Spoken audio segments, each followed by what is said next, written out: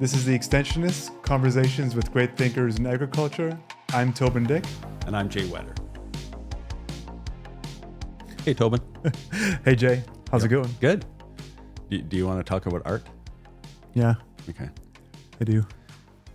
I enjoy going to art galleries, looking at paintings. And I was at one in Winnipeg recently at the Plug-In Gallery.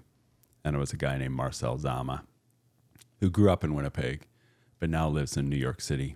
His grandmother was incorporated into a whole bunch of the paintings, but it was his grandmother as a young woman, and she was wearing like a superhero suit and a black mask, and she was in all these scenarios. And he still had his animals. It kind of had a Where the Wild Things Are, Chronicles of Narnia, that kind of like a mythical place where the animals are with humans and I don't know, lots of color. I really enjoyed the exhibit, and so I was at the opening where Marcel talked about growing up in Winnipeg, and he had this line where he said, "The ghost of Winnipeg is always with me," which I kind of liked. So he's not based here anymore. No, he lives on Long Island. So I think he says New York City, but he's kind of beyond Queens. Interesting. Out there. Did you buy anything? I was afraid to ask how much they are. Yeah. They're sold through a gallery in New York. And so that was on every one of the paintings that this is brought to you by this gallery. Yeah. It would be numbers of thousands, obviously. I mean, even local art is getting up there. So I would say tens of thousands. I get hung up on that sometimes. Like not like on prices of, for sure prices are a factor, but like about art in my house, right? Like I get on these kind of bents where I wanna just fill my house with art, right? Yeah. Like with interesting stuff, and like buy old frames and get, frames from secondhand stores and find pictures and old art pieces to put in them, because every once in a while you see a place that's really inspiring, right? It's just full, like walls that are just full of interesting stuff. And I like that. I think that restaurant we went to here at Winkler the other day. Yeah, right. And I mean that every square inch of wall space was filled with some sort of art. Yeah. Yeah. And my buddy Steve and Kate, like their house is full of art too, and interesting stuff, right? And it's fun to see. I often think like it takes a bit of commitment to do that, and like some dedication to finding these things. Yeah. And but it's also fun to when you're connected to somebody, when you go to their opening or whatever. To I don't know. Yeah. No, that's a neat experience. We're doing extension because we value it. Farmers are still looking for information, even while governments have pulled away from the job of extension. So like you said, the need's there, and there's fewer people actually doing extension, and so we thought we'd jump into that. And we hope that sponsors recognize that this service that we're offering and give us some support. As much as we are doing that because we see a need and we have a passion for it, we're also doing it because we see a need among some of the groups that could be sponsors, and we see that they are also looking for new ways to extend. If anybody else wants to step forward, we'd welcome their support as well.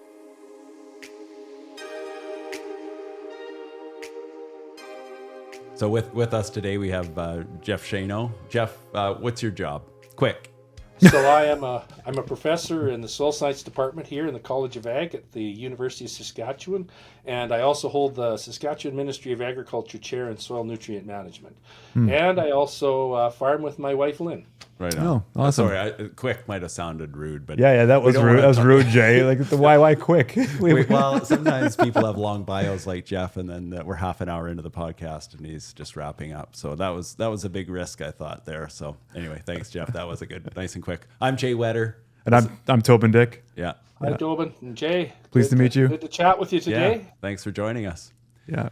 So Jeff, we will get to all the good soil science stuff, and I know you're one of the more passionate speakers I've ever heard live, and you've always been good to me in terms of interviews and keeping me on the straight and narrow when it comes to nutrient management. But let's go back to a good old Central Butte.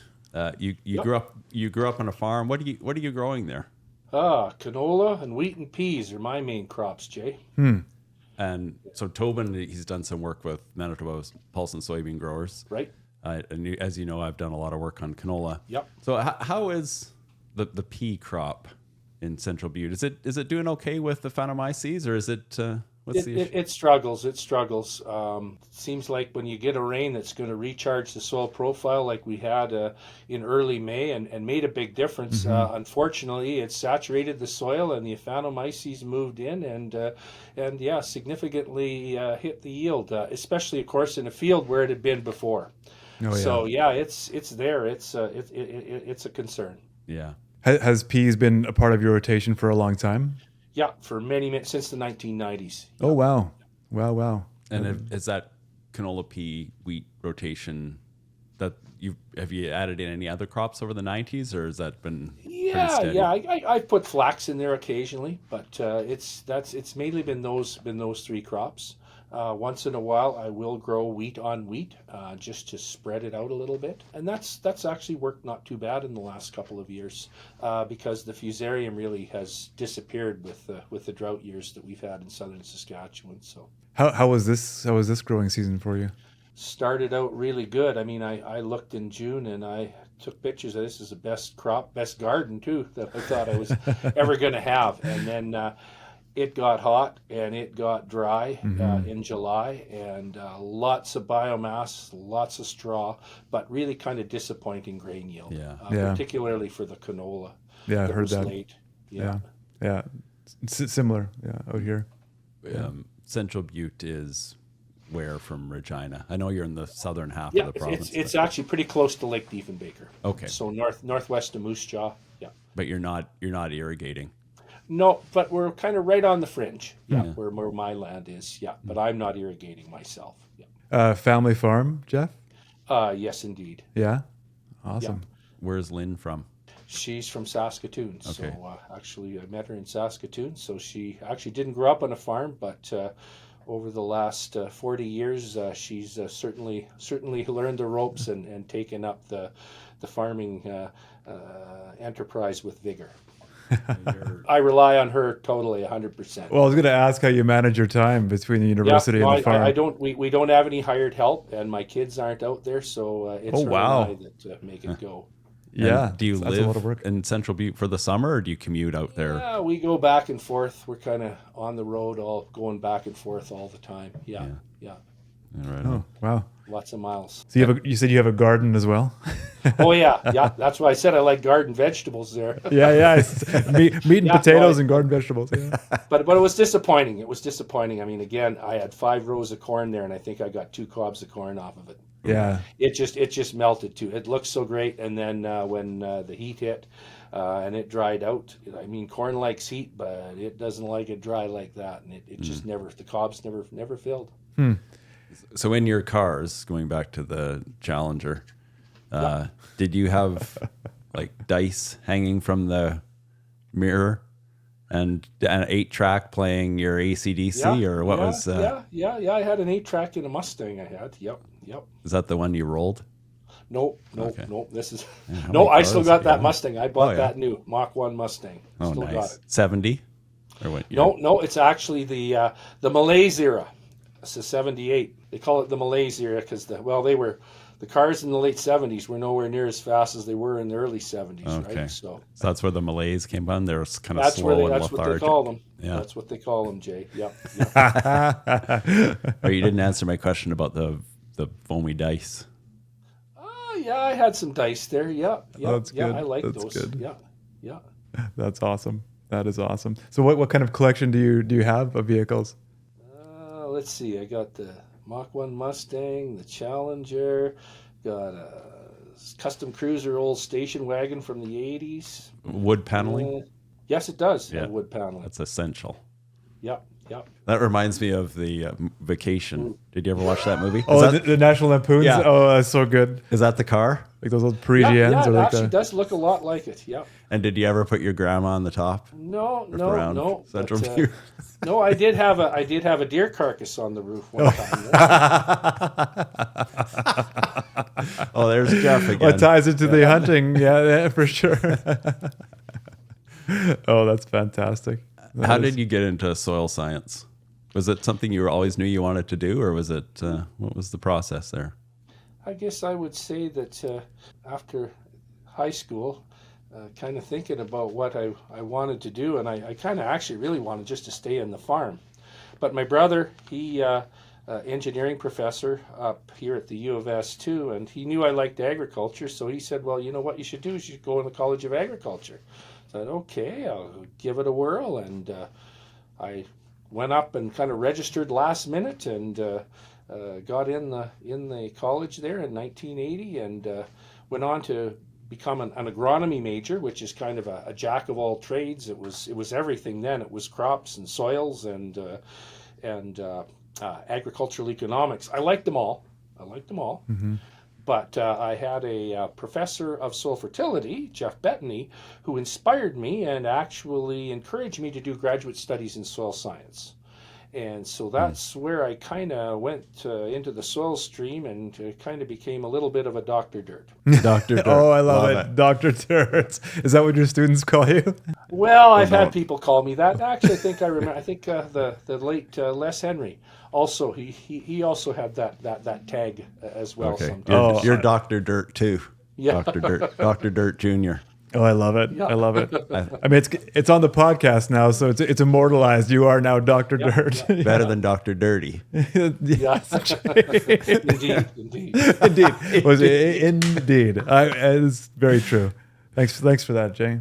All right. So, Jeff, you and I have talked a lot about phosphorus. Is that kind of your bread and butter of the nutrients, or is that just something that I always bug you about? Yeah, it's no. I think actually my PhD work was actually on it was multiple nutrients. So it was carbon, nitrogen, phosphorus, and sulfur. And actually, I kind of specialized in sulfur in my PhD work, and did some work on some new techniques for measuring sulfur in the soil using stable isotopes. But I guess I also got interested a fair bit in phosphorus, nitrogen as well.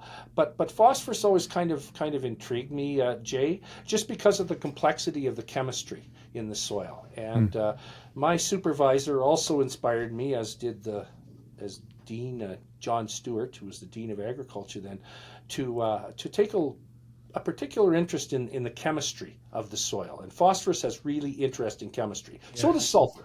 Can you give us the, not quite the lay version, but like the Jay and Toban version of, or maybe just the Jay version. Sorry, Toban, I don't want to throw you under that bus. Of the chemistry.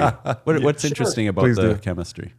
Well, phosphorus stays put, right? It gets stuck. And it gets held tightly in the soil, and it gets held tightly in a lot of different ways, and it gets released back. And so farmers really, and you think about the 4 R's of phosphorus fertilizer management and placement is really important, getting it close to the roots. And I always like to think about, ways that you could, strategies that you can employ to get more of the phosphorus taken up by the crop. Because we know that, in the year of application, maybe at best you might see 40 or 50% of the phosphorus recovered by the crop that year. And typically it's a lot lower than that. So, eventually you get more of that back over the years. But when you're looking at investments in fertilizer, you like to get as much in there where you want it that year that you put it on. Yeah, for sure. So that always thought, are there some different strategies we can use to improve that and also not lose it? Right.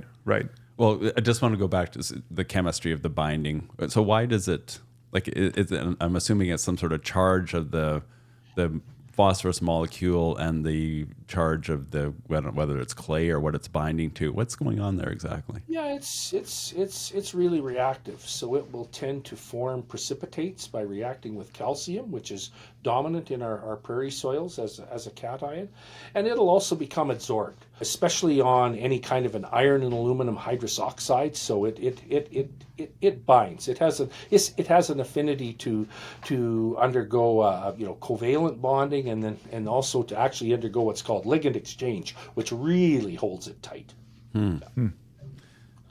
So with the higher pH, is that when the aluminum and magnesium bonds tend to be stronger?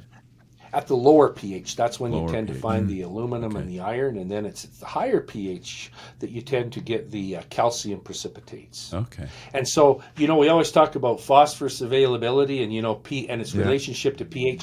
So it's just around that that neutral pH, Toban and Jay, around pH 6.5, that you have the maximum availability of phosphorus, because that's the pH where you get the less of this binding, absorption, and precipitation taking place.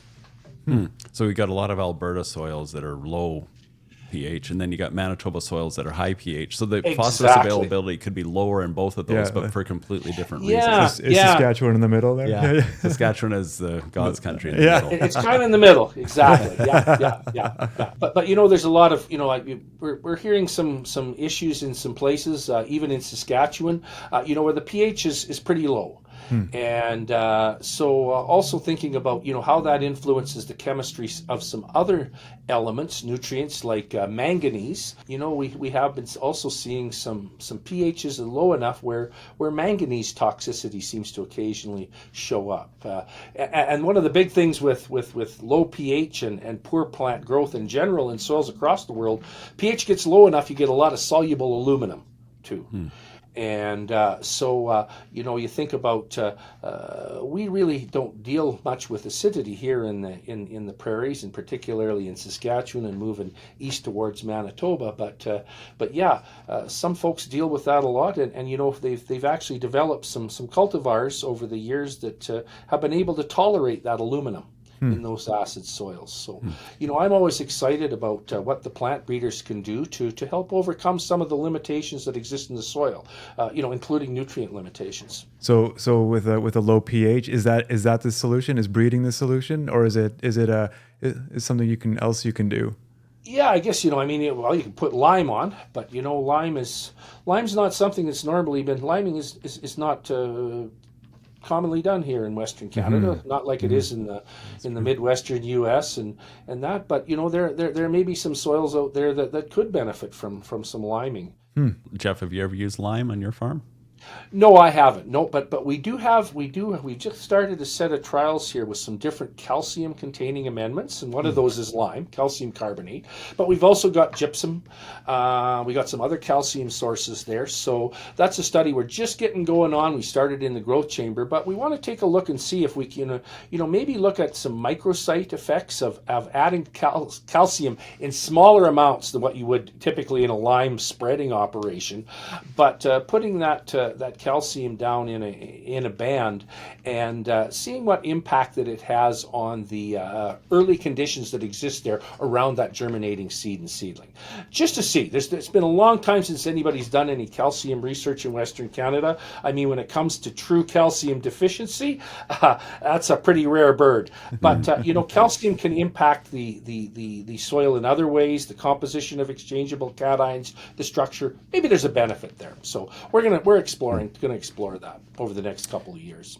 You can see calcium deficiencies temporarily when water or fields are really wet, but it's not like the inherent calcium levels in the soil are still pretty high. That's right. Yeah. That's right. Yeah. So Jeff, you talk about in the pre-interview notes that we have, you talk about a passion for instilling a love of nutrient management in your students, and I would love to know, how do you do that? What's your technique? Oh, I guess, yeah. So you think about that, and to get people excited about something and make them want to listen, I guess, is to, very carefully, and I think adding a little bit of entertainment to it, explaining, the processes that are involved, but also drawing on lots of experience in the field that you may have gained from your research projects. So sharing research results, personal experiences that you've had, and always stressing what the applicability of your findings are. So that, even when you get into some of the very basic chemistry of, what's going on, and it can kind of, it can be kind of a little bit of a snore city, perhaps, if you think about, getting into a lot of detail about mechanisms of sorption, for example. But if you kind of relate that back to, okay, this is what the grower is going to see in the end. This is what they have to deal with. And this is how a solution might be applied to address that. Then you kind of get people's attention, and they think, okay, yeah, here's what's going on, and here's some things that we can do, and that's pretty interesting. And here's some examples of where it actually worked, and also some examples of where things don't work. Yeah. That's the other thing too, and those are sometimes just as valuable, if not more, than where you do see the big effect. I mean, you're a great speaker. Speak with a lot of enthusiasm. You like speaking with your hands. You make facial expressions. But how do you make this entertaining? You use the word entertaining. Yeah. I want to know what that. Yeah. Like, do you tell jokes? Do you do little skits? Yeah, I guess I'm not a big joker, and I'm not really quick on my feet with. I can't remember most jokes. Is the reality? Not and I get to the punchline and it kind of but yeah, I think entertaining is really keeping up the pace and looking at the audience and seeing when they kind of are starting to not off, City. Looking off out to in a different direction and to put something in maybe that kind of is a little bit of a different kind of shocks a little bit. So you're kind of always just kind of trying to go along, and then look, okay, and they say, well, what about this? What about this? Ask lots of questions, right? Yeah. Get that feedback. Like, I like that. I'm asking this, Jeff, because a big part of the point of this podcast is to not just talk about ideas, but to look at new ways of extending ideas, effective ways to get an idea across. Right. And I think, keeping the pace up, keeping the energy up, recognizing when your audience is kind of going off on tangents or falling asleep. Oh, and like the well-timed shock too. Like you mentioned, people are dozing, or you kind of work at a climax, and all of a sudden, boom! You hit them. With Have you ever been to one of those 4D theaters where they have like they splash water in your face, or they poke you in the back? Yeah. Well, at least they shake the seats. Yeah. I've experienced that. I don't know about water. I haven't had water in my face, but I felt the seat shake underneath me. So, I like that. That's fun. They should do that in university lecture halls. That'd be really effective. that's right. Yeah, so you could just give them a poke in the back. Like professors got like access to these buttons under their desk that they can just Oh, I love it. Although shaking their sheets, that sounds kind of interesting too. Yeah. Maybe we won't go there. No, exactly. Anyway, Jeff, so we could go down all kinds of rabbit holes with, and in an hour, it's not enough time to talk about everything that's in your head, obviously. No, I'm not changing the subject. Okay, good. I just want to ask Jeff what do you think are the really key things in this day and age in nutrient management that need to get extended more? Like, because these are not necessarily new concepts, but are there things that you see out there that could be done more or better? Yeah, I guess I'm a strong believer in diagnostics, soil testing, tissue testing. I mean, getting out there and finding out what's going on, if there's a problem there, diagnosing it. So the kind of forensic agronomy, I think is something that is really, really important. And there are so many people. I mean, and I teach my soil fertility class this year, has over 100 people in it. Many of them are agronomy majors. Many of those folks will go back out and they will work with growers one-on-one, whether as private consultants, whether working with industry, with retailers. And so I guess I look at it as my role now. I don't get nearly as many calls from individual farmers as I used to, but I guess the way that I feel is effective in getting my own research information and others out as well as I teach my class is to recognize that those folks are also going to go out there, the people who take my class, and ultimately be working with the growers. So kind of key concepts, Jay and Toban, that I really want to get across are the 4 R's. The 4 R, right rate, right time, right place, right source, and that kind of underlies a lot of what I cover in my class. That I say, that we need to. We do here. Majority of farmers here are using those 4R practices, and we're better than a lot of other areas of the world, but we could always do better. And that's what I say about soil conservation practices. I mean, we're the leaders in the world in adoption of no-till, more than 90%. But I say there's still other things that we can do to make that soil even better. But we've done a darn good job in bringing that soil back from the brink from where it was 40 years ago when there were all those dust clouds in the sky.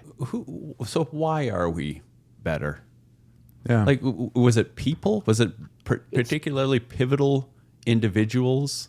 Was it research right at the right time, or was it Canadian farmers' policies? willingness? Yeah, I think it was a combination of things that made that happen. And I mean, it's everything from the engineers on the machinery side that developed the machines that made it work, to the extension organizations like Saskatchewan Soil Conservation Association here in Saskatchewan, to the government agencies, the provincial and federal that promoted it, and the universities that became involved and did a lot of the research along with the Agriculture Canada scientists. It all kind of came together, and and getting that information out. Some of the biggest extension events that I participated in were some of those no-till field days. I remember one down at Indian Head and on Jim Halford's farm, Jim, the inventor of the Conserva Pack, where there were 800 people. And it ran over 3 days, and I remember standing out in the field talking, and it was hot. It was July, and busloads came. There was busload after busload after busload. Gave the same talk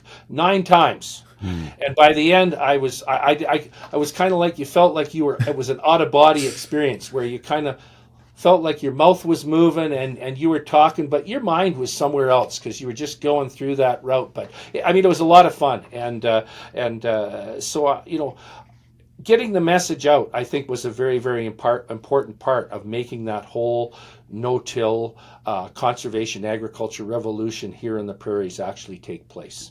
Wow. Yeah. Do you think those live or hands-on, face-to-face events are still critical to extension? I do. And I remember when I started out, and I talked a lot to Les, and Les Henry was a real mentor to me. But I mean, you kind of started out back then in the 90s. A lot of times it was out to the Legion Hall in small town Saskatchewan, and you maybe had 10 or 20 people there. Not, I mean, that's a pretty small crowd by today's standard. But those people were interested. It was one-on-one. It was face-to-face. I think those were some of the most rewarding. And people, were not intimidated to come up, talk to you afterwards. I mean, those great big events like 400 or 500 people, yeah, those are fine. Maybe a little bit less personal, but you were still out there talking. And after you finished your talk, you'd go out, you'd wander around through, you'd go out into the hallways, and people would come up. And you had that one-on-one ability and that personal touch. I guess that's kind of lost a little bit in webinars. Webinars are kind of great in the sense that lots of people can ask questions in the chat box. But those people, in a sense, they're imageless, faceless. And so you really don't ever have a chance to follow up with them and find out where they're coming from and what their personal experience is. Instead, it's just a question, this, another question, another question, another question, another question. And so you don't really interact that much. And I'm kind of an interactive person. I want to find out where somebody's coming from. If they don't like something, if something didn't work, hey, I want to dig deep and find out why something didn't work and try to help them out. And in a chat, you can't really get into that level of detail or discussion, unfortunately. Yeah. Could we have that, like all that scene you described about the soil conservation practices? Like if we needed to make another step like that, could we? Like, do we have that same structure to bring something like that? Like like zero tillage, like that, like how that was brought into practice. Yeah. I mean, I think we do.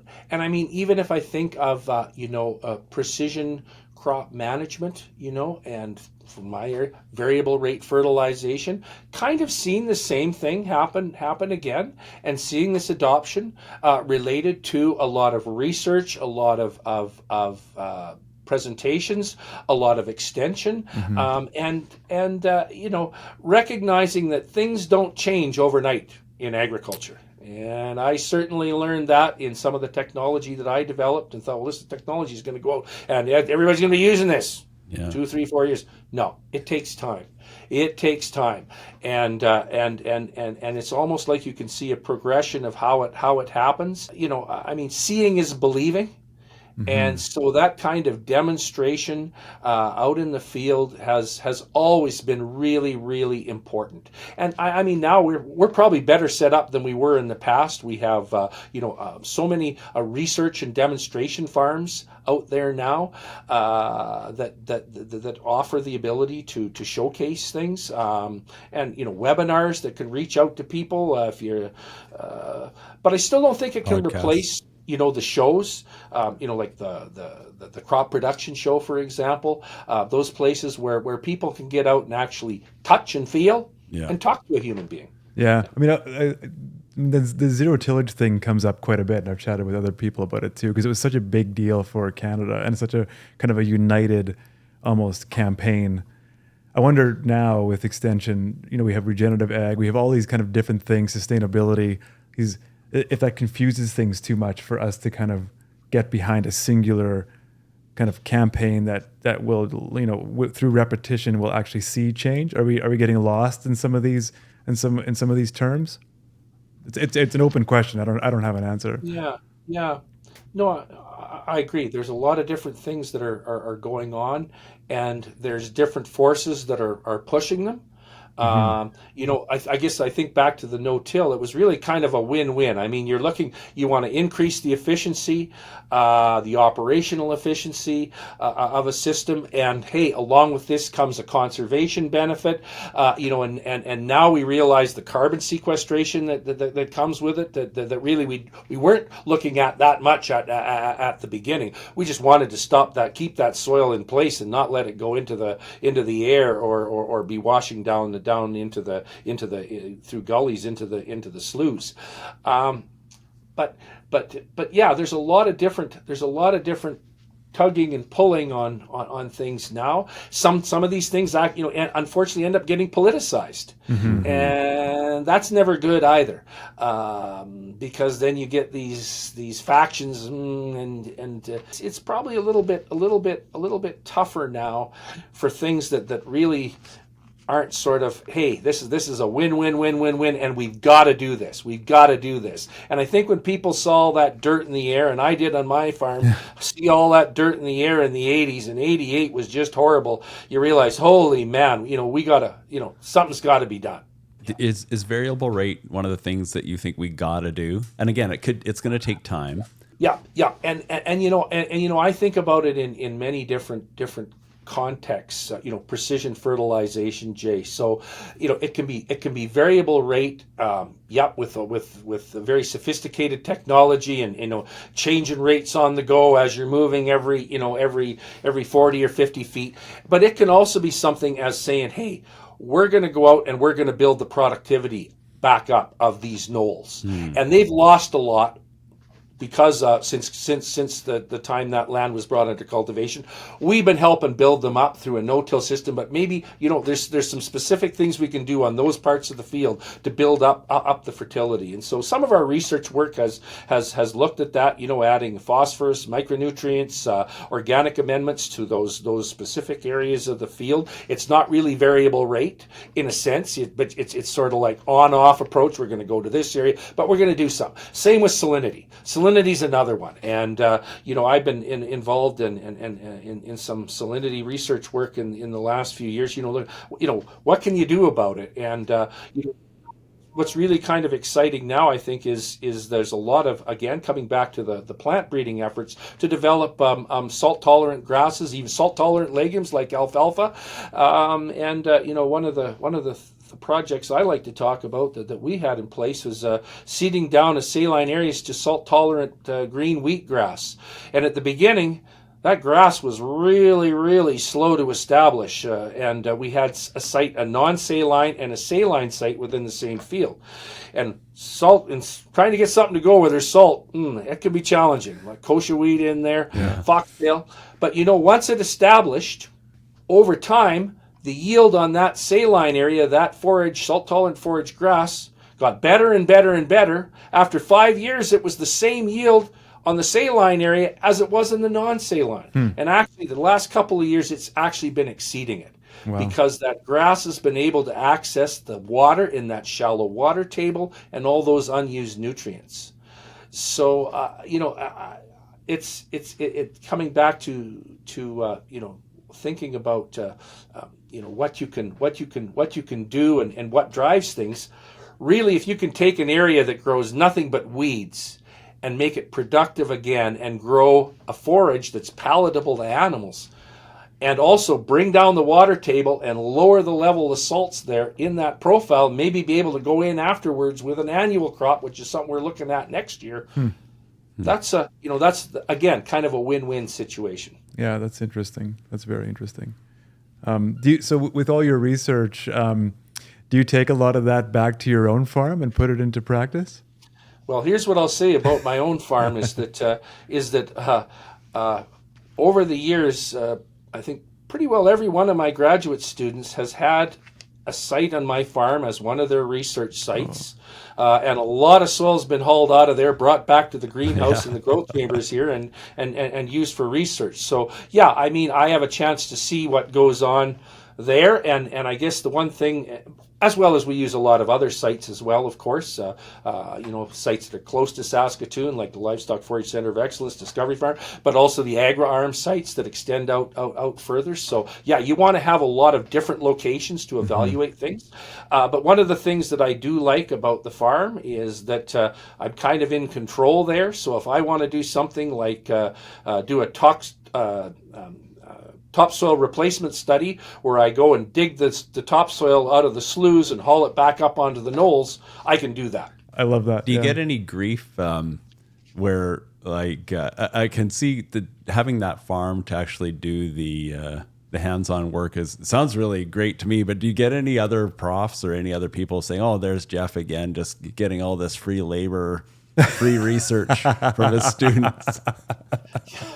Well, I guess, I mean, it's on, I mean, in a sense, it's on-farm research. And I mean, a lot of folks now are doing on-farm research through strip trials that they run, and they've got, a yield monitor, and they've got their grain cart with the load cells on it, so they can actually, look at different rates of some type of amendment or the effect of some type of a treatment, some type of a crop protection product, and so to be able to see how something works on your own farm.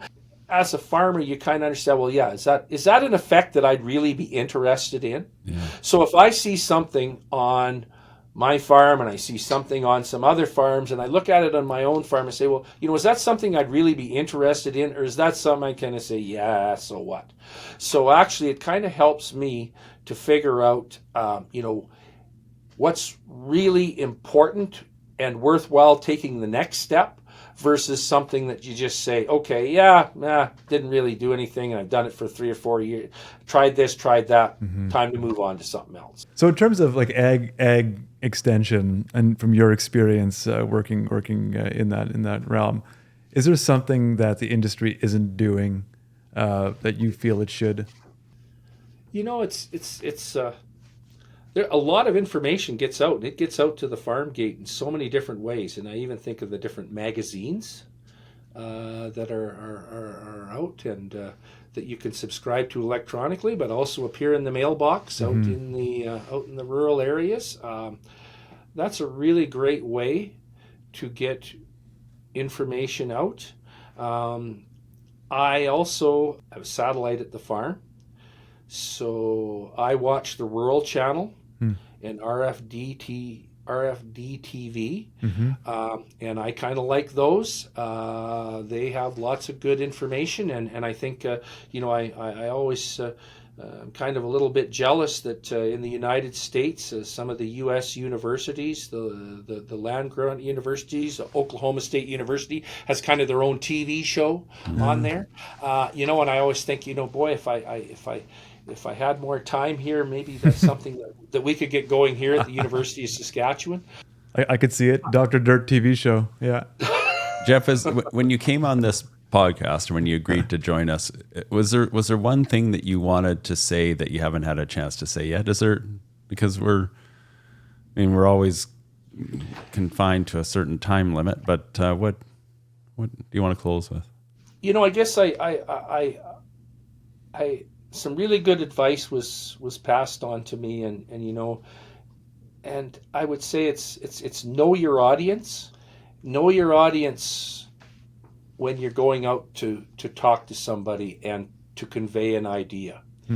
And the audiences can be very different. I mean, the audience that you have at a scientific meeting is different than the audience that you have as growers in the Legion Hall in Central Butte. And they're different again than the audience that you have with policymakers in government, or the audience that you would have as an industry group. So, and that's not just talking, but that's also what you're writing. And I think knowing your audience is something everybody needs to think about and consider when they're putting together their material, so to speak. And I mean, I always kind of look at it when I go out and I do. It's kind of like a show. You have to prepare, and you look at your slides and you think about for your PowerPoint. If it's a webinar, how you're going to convey that when you don't have the opportunity to do the kind of body language like I do in a live presentation. I think also in magazine interviews, where you want to think about, what's the point that you want to have that writer bring out in that article. What's the take-home message? And I always like having the opportunity to have a look at that article afterwards and go over it and spend a lot of time on it, to really, because you can say things and you kind of blather away and repeat yourself, and if it all goes in verbatim, it's not going to be very effective in community. So being able to go through and edit, make better, spend the time. Yeah, you got to spend time. Yeah. No, that makes sense. So, you have another question? I just want to go back to one other thing Jeff said, but I can do that after yours. Okay, I was going to ask, because it's like, what does Dr. Dirt? What does Jeff do for fun with no responsibilities, no research going on? What do you do? I like to tinker with things. I'm kind of I like to snowmobile. I like the outdoors. I love the outdoors. So I love to snowmobile. Like to get out, ride motorcycle, ride ATV with Lynn. We go around. We just cruise around. The hunting outside is great. The office, it's fine, and I like to come back to the office, but I really love the getting outdoors. So riding around and stuff. Mechanical, old cars, old trucks, old tractors, tinkering with farm machinery. Yeah, that's lots of fun. How big is your shop? It's an old shop. I don't even know how big it is. It's an old rigid frame. I finally got some tin on the roof this year. Oh, nice. And I don't have a hoist, so I still lay down on the ground and do stuff underneath it. And at my age here, getting past 60, that rolling around on stuff isn't as much fun as it used to be. So maybe when I retire, which isn't too far away, I'll get myself a hoist. I think you should. U of S retirement gift, but they probably don't have the budget for a hoist. You'll probably just get a bottle of wine or a model car. I mean, you said motorcycles. I know. We could talk about a lot of things, like the machinery size, because my farm's roughly similar size to yours, and I think you had mentioned, finding machinery that's for acreages of our size is quite difficult, both financially and also just physically. I mean, we just don't need. But I got to ask, what kind of motorcycle? Do you have a motorcycle, and what kind is it? Let's see. I've got a Suzuki Van trail bike that I use for checking crops, and then I Love got it. a Yamaha V Star and a Suzuki Boulevard, Oh, and then nice. I got one I bought back in 1980. Still got it and ride it is a little Honda CT 110 Trail, kind of the step through one. Yeah. Yeah, yeah, Hmm. yeah. There's an old PC 50 Honda moped on our farm. It's like a 73, I think, 74. Yeah, yeah, Yeah. yeah. You can't kill them. You Nope, can't know they're for sure. Those old Honda motors, they don't die. They don't die. Oh yeah, we could go on forever about motorcycles, but Jay's got another I question. just going back, just the forensic agrology agronomist. Is that a job? Like, could somebody go to university to become a forensic agronomist? well, I think that I think in the training that you get in the agronomy program, and by the time you came through, you would, I think, be pretty well versed in identifying, what's wrong, based on looking at the results of analysis or even visual inspection. I mean, my fertility class, we look at nutrient deficiency symptoms. We talk about tissue testing, soil testing, do interpretation of soil test reports, tissue test reports. Um, uh, and similarly, in other classes, I know same type of thing in the herbicide weeds class and disease classes that are taught in the college as well.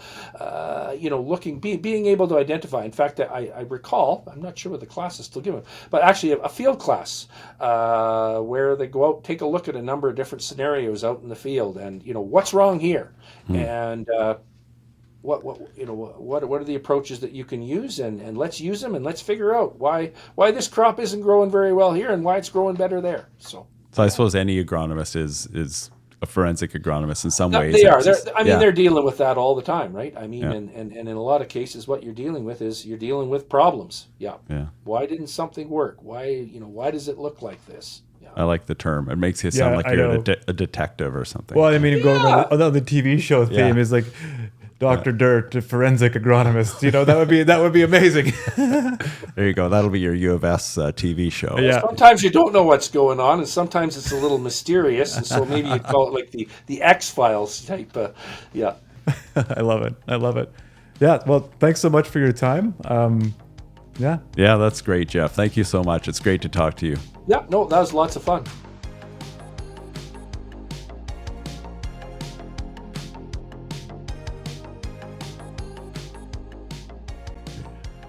Dr. Dirt and his challenger. Yeah, I'm gonna say that was a big one. The Dr. Dirt was awesome, and but you came back to it. You came back to the forensic agronomy point that he made. I had that written down too. I mean, that was a keeper. I love the sound. I'm picturing David Caruso from CSI yes, Miami. yes, I know. Putting down his glasses and saying, and I don't know, what was it? Well, and it's to the song "You Don't Get Fooled Again" by who sings The that Who. song? The Who. Yes. So don't get fooled again. We got a Who intro song to this Dr. Dirt forensic agrologist. Yeah, I feel like for this episode, our theme music should change to CSI Miami, I like that. if we can. I don't know about royalties and stuff, but 10 seconds or less. That might be an issue. Yeah, right. Or maybe you and I just singing. Don't get fooled again. There we go. It's recorded. Whoops. Anyway, No, that was a great chat. That was really good, Jeff. I just always enjoy hearing from Jeff. He's got so much energy, and again, I think it comes down to good. There are the principles or the practices of good extension, but then you have the character. Just brings it to a whole other level. Oh, totally. So he's a really effective communicator because he speaks with energy. He tons of arm movements, and facial expressions. The timing on the pauses. Yeah. And he's just a really good communicator. Yeah, no, I would agree. I love that he does stuff on his farm too. He just uses it as that kind of research playground. Yeah. I was hoping he would. I was hoping when I asked it, I was hoping for that kind of answer, but I wasn't surprised that he does. No, that's fantastic. And you bonded on the motorcycles. Well, see, in our pre-notes, it said snowmobiles and then cars and a few other things, or ATVs. It didn't say motorcycles. So I was, I wasn't gonna. It was probably good because had I known motorcycles was on there, I would have just launched right Just into been that. I would have all like about motorcycles. hijacked the entire episode talking about. But I don't know what he mentioned a van. I don't know what that is. I have it in my notes. I'm gonna look it up. Okay. Look up van. So I think Dr. Dirt, the forensic agrologist, should be in a motorcycle, Yeah. maybe with like a sidecar full of pails of dirt, Oh, I like that. and clippers and bug nets. And Yeah, this is all coming together. I love it. I love it. CBC TV Yeah. show. Well, he wants a TV show. Yeah. We should set the stage. Yeah. Burforest got the budget for that. Oh, for sure we do. Right on. Yeah. So it's the next venture. This has been the Extensionists. I'm Jay Whetter. And I'm Toban Dyck. Till next time. Thanks for listening. I added thanks for listening. I just really wanted to get the final word.